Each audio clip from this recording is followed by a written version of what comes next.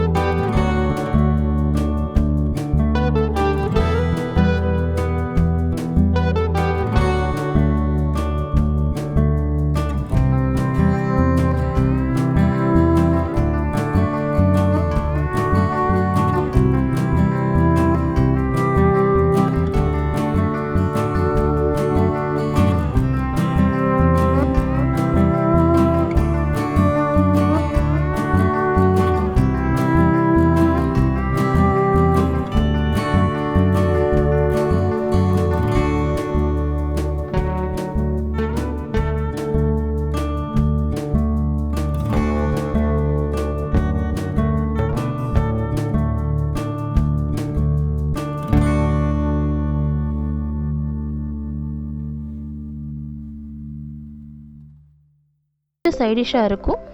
இந்த கிரேவியை நம்ம இப்போ வேறு ஒரு பவுலுக்கு சர்வ் பண்ணிக்கலாம். வேறு பவுலுக்கு சர்வ் பண்ணிவிட்டு நான் கார்னிஷ்க்கு கொஞ்சம் கொத்தமல்லி இலைகளை இதில் தூவிடுறேன். எங்களுடைய ரெசிபி நீங்கள் உங்கள் வீட்டில் ட்ரை பண்ணி பாருங்கள். உங்களுக்கு இந்த ரெசிபி பிடிச்சிருந்தா எங்களுடைய சேனலை லைக் பண்ணுங்கள், ஷேர் பண்ணுங்கள், சப்ஸ்கிரைப் பண்ணுங்கள். மறக்காமல் பெல் ஐக்கானை கிளிக் பண்ணுங்கள். தேங்க்ஸ் ஃபார் வாட்சிங் திஸ் வீடியோ.